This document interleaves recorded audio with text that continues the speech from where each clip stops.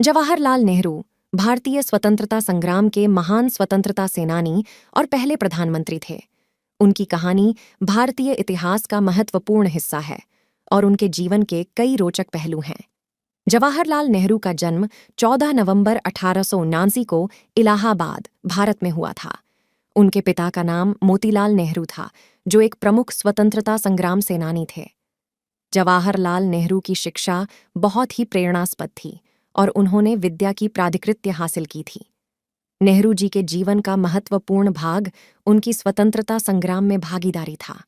उन्होंने महात्मा गांधी के नेतृत्व में संगठन किया और भारतीय स्वतंत्रता संग्राम के लिए समर्थन प्रदान किया।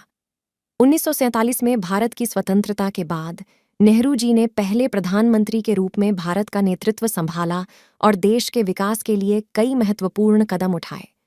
उन्होंने बच्चों के प्रति अपनी विशेष स्नेहभावना के लिए भी प्रसिद्ध थे और बच्चों के प्रति उनकी गहरी स्नेहभावना के लिए उन्हें चाचा नेहरू के नाम से जाना जाता है।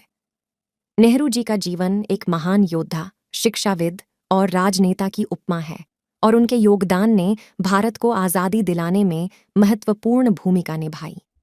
वे अपने जीवन में विशेष रूप से बच्चों और युवाओं के प्रति अपना समर्थन और प्रेरणा प्रदान करने के लिए प्रसिद्ध थे और उनकी कहानी हमें एक महान भारतीय के रूप में याद रखने के लिए है।